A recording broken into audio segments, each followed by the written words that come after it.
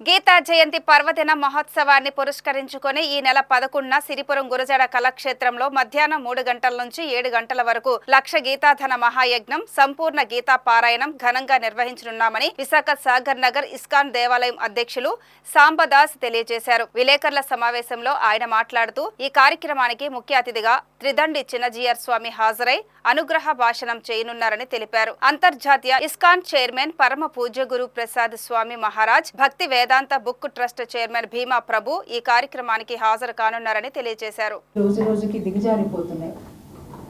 ఒక ఆరోగ్యవంతమైన సమాజం కోసము మనకి చాలా అవసరం. మన భవిష్యత్ తరాలు యువతులకి ఈ దివ్యమైన జ్ఞానాన్ని, భగవద్గీత జ్ఞానాన్ని వాళ్ళకి మనం పంచిపెట్టాలి. వాళ్ళకి ఆ జ్ఞానం దొరికితే మన సమాజంలో ఇప్పుడు ఏదైతే జరుగుతుంది, విద్యార్థుల మధ్యలోనే నిస్పృహ, నిరుత్సాహము, మానసిక ఆందోళన, అలాంటి ఎన్నో రోగాలతోని, మానసిక రోగాలతోని విద్యార్థులు గురి అయి ఉన్నారు. సో దీని నుంచి వాళ్ళు తప్పుకోవాలంటే భగవద్గీత జ్ఞానం ఎంతో అవసరం.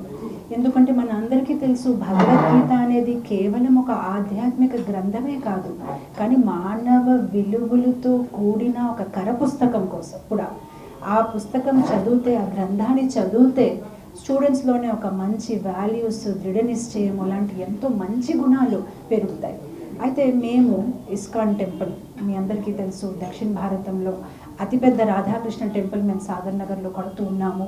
సో మాకు వచ్చిన ఒక ఆలోచన ఏంటంటే, టెంపుల్ అనేసరికి కేవలం అక్కడ వచ్చి దేవుడు ఒక విగ్రహాల దర్శనమే కాదు, ఒక విద్యా కేంద్రం లాగా, ఒక హాస్పిటల్ లాగా తయారవ్వాలి.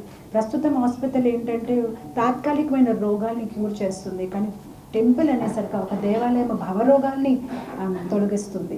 అండ్ అదే కాదు, తర్వాత ఫ్యూచర్లోనే వాళ్ళు భవిష్యత్తులోనే చెడు కర్మాలు చేయకుండా చేస్తుంది జనాలకి ఆధ్యాత్మిక జ్ఞానం ఇచ్చి. నేను ఎప్పుడైతే వాళ్ళు చెడు కార్యాలు చేయరు, చెడు దుష్ఫలాలు ఉండదు, వాళ్ళు ఆనందంగా సుఖంగా బ్రతకొచ్చు. సో ఒక ఆరోగ్యవంతమైన సమాజం కోసం ఈ దివ్యగానాన్ని ప్రచారం చేయడం ఎంతో అవసరం. సో మేము ఒక దృఢ సంకల్పాన్ని తీసుకున్నాము.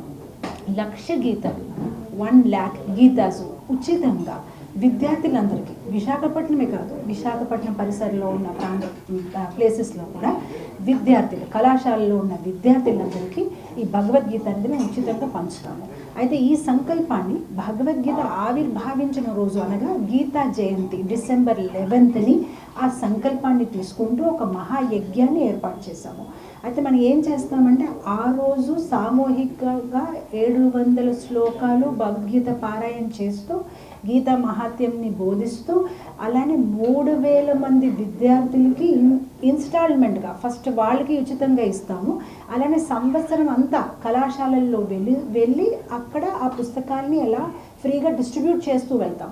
అయితే ఈ గీతా జయంతిలో తీసుకున్న ఆ సంకల్పం వచ్చే గీతా జయంతి వరకు 1,00,000 గీతాలు సంపూర్ణంగా మేము పంచుతామని ఆ సంకల్పాన్ని మేము తీసుకున్నాం.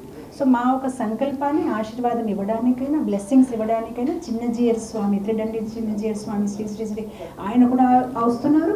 అలాగే మా GBC governing body commissioner chairman worldwide Guru Prasad Maharaj, అలాగే పుస్తక డిస్ట్రిబ్యూషన్ అండ్ పుస్తక ప్రింటింగ్ ఏదైతే ఇస్కాన్ ఇంటర్నేషనల్గా చేస్తున్నారు Bhaktivedanta book trust chairman Bhima Prabhu, ఆయన కూడా విశాఖపట్నం వస్తున్నారు.